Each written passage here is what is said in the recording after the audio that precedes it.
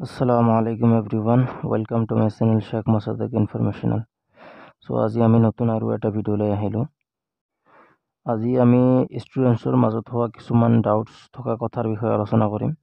যেনেকুৱা নিযুত মইনা আঁচনি আৰু স্কুটিৰ কাৰণে যিসমূহ ডাউট তোমালোকৰ সন্মুখত আহি থাকে সেই ডাউটসমূহক লৈ আমি আজি কথা পাতিম। বহুত ষ্টুডেন্টছে কমেণ্ট কৰি থাকে যে মই প্ৰাইভেট কলেজৰ ষ্টুডেন্টছ হওঁ, মই নিযুত মইনা আঁচনি পামনে নাই বা মই প্ৰজ্ঞান ভাৰতী স্কুটি পামনে নাই। আজি আমি এইখিনি কথা ক্লিয়াৰ কৰিম। তোমালোকে যেতিয়া প্ৰাইভেট কলেজৰ আণ্ডাৰত যেতিয়া তোমালোকে পৰীক্ষা দিছা, সেই কলেজখন কিন্তু বৰ্ডৰ আণ্ডাৰতে থাকে। গভৰ্ণমেণ্ট যিখন বৰ্ড থাকে সেইখন বৰ্ডৰ আণ্ডাৰতে থাকে, কিন্তু কলেজখন সিহঁতে নিজে চলায়, প্ৰাইভেট সেইকাৰণে বুলি কওঁ। প্ৰাইভেট কলেজ মানে তোমালোকে প্ৰাইভেট ষ্টুডেণ্টছ নোহোৱা, তোমালোকৰ কলেজখনহে প্ৰাইভেট হয়, কিন্তু তোমালোকে চৰকাৰী সুবিধা পাবা। তোমালোকে স্কুটিৰ কাৰণে প্ৰাইভেট হ'লেও তোমালোকে এলিজিবল হোৱা, প্ৰাইভেট বা গভৰ্ণমেণ্টৰ কোনো কথা নাই। তোমালোকে স্কুটিৰ কাৰণে এলিজিবল হৈ যাবা যদি তোমালোকৰ পাৰ্চেণ্টেজ থাকে, কাৰণ এইটো ব্ৰাইট ষ্টুডেণ্টছ সকলক দিয়া হয়। 75% বয়জ, 60% গাৰ্লছৰ মাৰ্কছ লাগিব।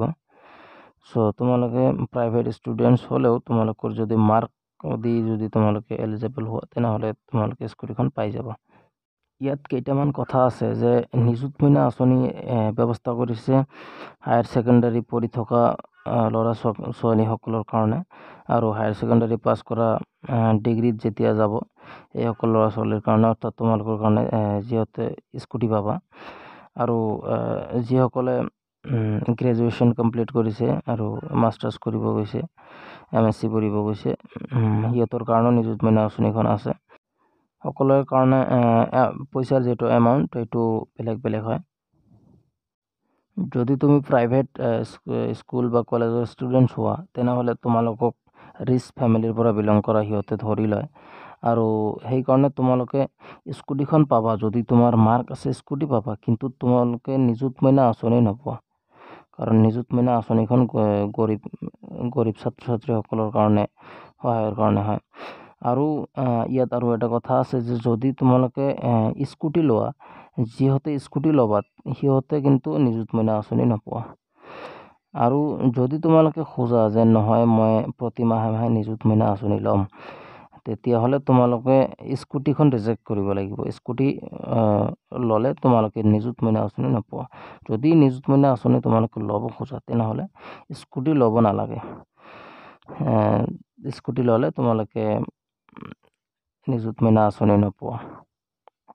আৰু যদি ভাবা যে নহয় মই স্কুটিখনেই ল'ম, তেনেহ'লে তোমালোকে স্কুটিখন লোৱা, তেতিয়া নিযুত মইনা আঁচনিখন নাপাবা।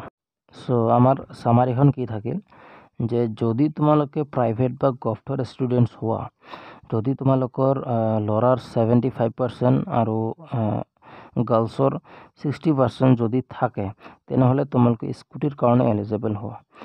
আৰু যদি তোমালোকে প্ৰাইভেট কলেজৰ হোৱা, তেনেহ'লে তোমালোকে স্কুটিয়ে ল'বা, কাৰণ তোমালোকে নিযুত মইনা আঁচনি নোপোৱা। নিযুত মইনা আঁচনি প্ৰাইভেট কলেজৰ ষ্টুডেণ্টছক নিদিয়ে। তোমালোকে স্কুটিৰ কাৰণে এলিজিবল হ'লে স্কুটি ল'বা। আৰু যদি স্কুটিৰ কাৰণে এলিজিবল হোৱা কোনোবা ষ্টুডেণ্টছে যদি খোজে যে মোক নিযুত মইনা আঁচনি লাগে, তেনেহ'লে তোমালোকে স্কুটিখন নল'বা। তোমালোকে নিযুত মইনা আঁচনি পাই যাবা। আৰু যদি স্কুটি লোৱা, তেনেহ'লে নিযুত মইনা আঁচনি নোপোৱা। যিসকলে নিযুত মইনা আঁচনি ল'ব স্কুটি নাপায়, যিসকলে স্কুটি ল'ব নিযুত মইনা আঁচনি নাপায়। আজিলৈ এইখিনিয়ে থাকিল, আৰু পিছত নতুন কিবা আপডেট আহিলে তোমালোকৰ সন্মুখত ভিডিঅ' লৈ আহিম। তোমালোকে চেনেলখন ছাবস্ক্ৰাইব কৰিবা আৰু বেল আইকনত ক্লিক কৰি অল নটিফিকেশ্যন অন কৰি ৰাখিবা। কিবা ভিডিঅ' বা আপডেট আহিলে তোমালোকৰ সন্মুখত যাতে সোনকালে যায়, আৰু ভিডিঅ'টো শ্বেয়াৰ কৰি দিবা। ষ্টুডেণ্টছ, এতিয়া বাই। আসসালামু আলাইকুম এভৰিৱান।